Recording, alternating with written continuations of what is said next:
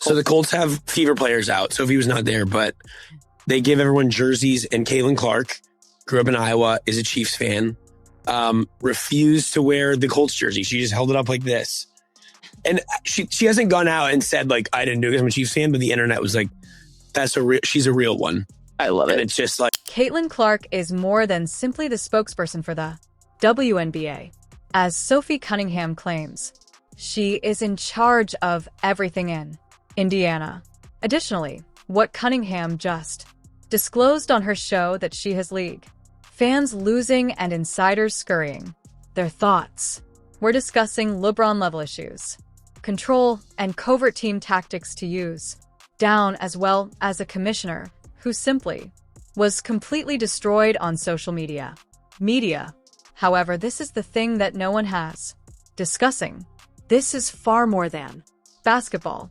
This is about jealousy, power, and a league that was unprepared for Clark's delivered to the table. What Cunningham revealed alters all we believe to be was aware of the WNBA's alleged sisterhood. Cunningham, Sophie, didn't hold back when she took a seat in front of her most recent edition of the podcast. She let out a shocking revelation that no one anticipated, and the consequences are still being felt. Clark plays for more than just the Fever. She oversees the attacking scheme, possesses significant participation in group decisions, and essentially operates like a seasoned superstar who has 10 years of league experience. Cunningham likened her impact to LeBron James, claims that Clark possesses the sort tremendous strength that most novices could only imagine concerning attaining even after years of demonstrating themselves. This wasn't some informal observation or not. Cunningham is intimately familiar with the league, having performed with some of the biggest names in basketball for women. When she speaks, people pay attention. The disclosure sent shockwaves through the basketball court communities as it validated what, although many suspected, no one dared to speak out aloud. A newbie with that much power that is almost unheard of in competitive athletics, and it's creating veterans feel uneasy in ways that league cannot overlook it. The analogy to, nor was LeBron a random person. Consider regarding it. Upon entering the NBA, LeBron, enormous publicity, but even he had to prove his stripes prior to the opening of front offices, creating whole franchises based on his vision. Clark entered Indianapolis and right away became the creator of the future of the team. Cunningham disclosed, because the coaching staff frequently consults with Clark regarding plays, modifications, and even choices about hiring. That isn't typical for any novice, especially one who completed college a few months ago. In essence, Fever gave her the keys to the realm. Additionally, in accordance with, Clark has not let Cunningham down. She has demonstrated that she can manage that accountability. However, the fact that she even possesses it is creating a great deal of tension around the league. Veterans with years of experience are observing a 22-year-old in action. They've never been in charge. Okay. However, the true tea arrived when Cunningham revealed the situation. Behind the scenes at Clark's first season, teams weren't merely attempting in order to surpass her on the scoreboard. They were planning to psychologically harm her and physically.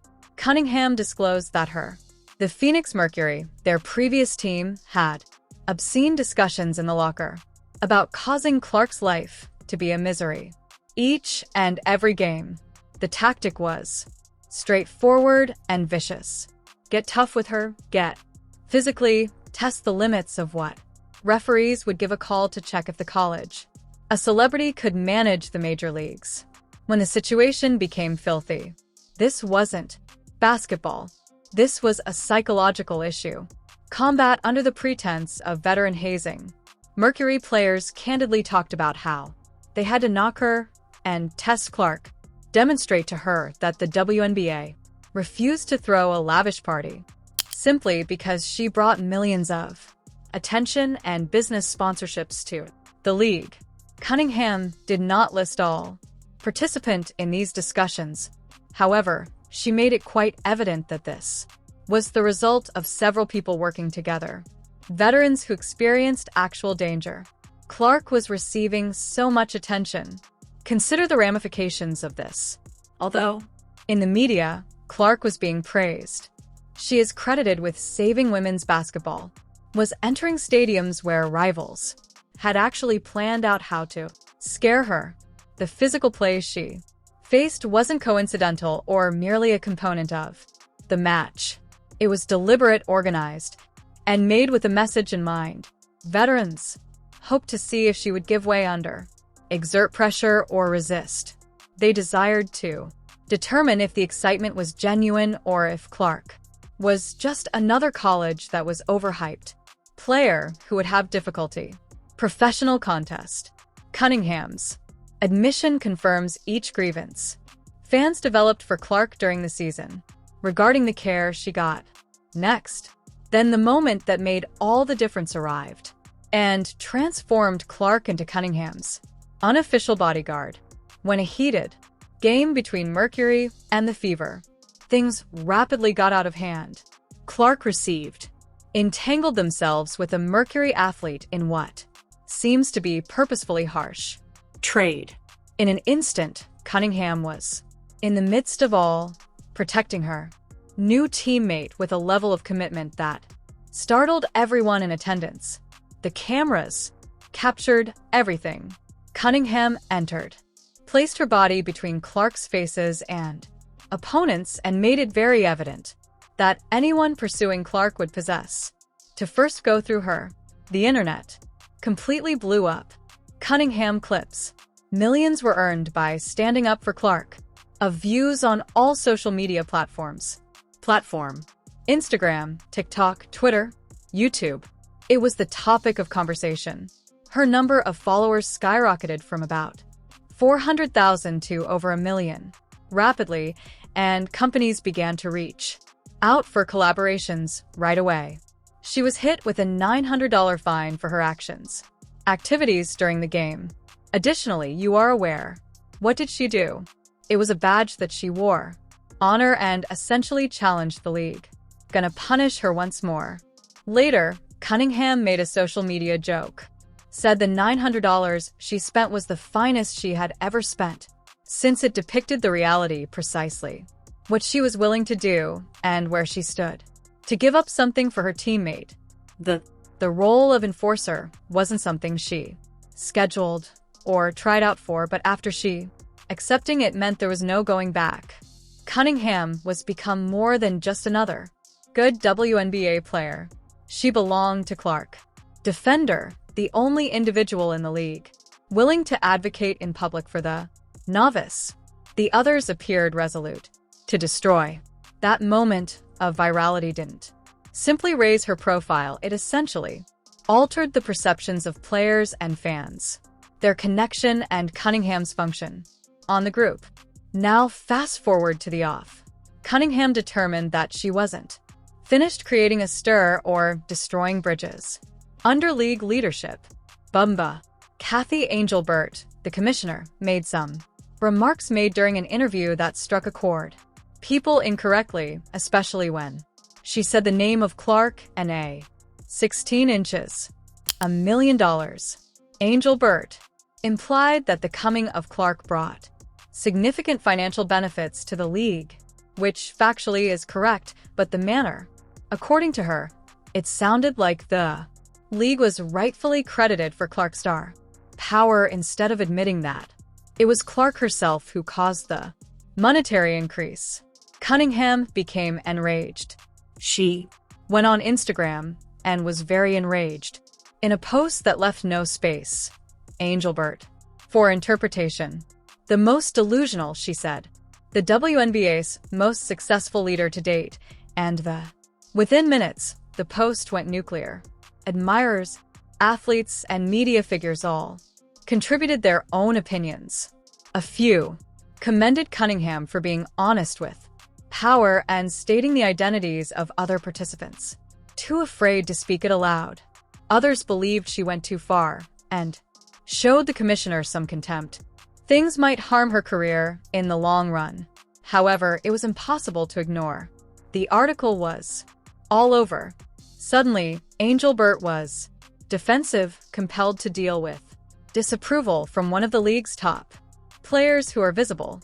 Cunningham wasn't assaulting Engelbert for no reason or simply attempting to create drama in order to get attention. She was truly incensed over the way the commissioner appeared to be claiming credit, acknowledging Clark's influence while also not shielding her from the physical. She was targeted and subjected to play throughout the whole season. The office of the league seen Clark being thrashed in the game following game, and Cunningham claims that they took no significant action to resolve it. The critique was harsh, intimate, and totally unfiltered. Cunningham didn't use formal or courteous wording. She stated exactly what she intended and didn't provide an apology. Later, it was a dangerous move, given that the WNBA is still a comparatively tiny league in which blazing leadership bridges can have major repercussions on a player's career. However, evidently, Cunningham came to a point where it felt worse to remain silent than to speak up. Her message on Instagram turned into a rallying cry. Weep for supporters who were irritated with how Clark's rookie was handled by the league season. It also revealed a widening gap between athletes who think the league must safeguard its stars and those who believe that preferential treatment compromises the integrity of the sports competition. The podcast disclosures continued to surface and became more intense than before. Cunningham didn't just acknowledge Clark's talent or preserving her honor in the face of detractors. She went all out for everyone who didn't want to recognize Clark as the indisputable, the league's face. She also didn't refused to back down. In an offensive tirade that had listeners sharing and rewinding. There are clips everywhere, Cunningham said. Doubters and critics by name and stating, anyone who doesn't consider Clark to be the WNBA's focal point is genuinely stupid and most likely envious of the attention that she's getting. Wasn't playing or stuttering. Politics. This was unadulterated and raw viewpoint from a person with experience in the trenches and is fully aware of what Clark contributes more than merely her performance on the court. Cunningham outlined in depth how Clark's influence surpasses statistics, highlights, and followers on Instagram. She has brought growing public awareness of arenas that sold out for women's basketball.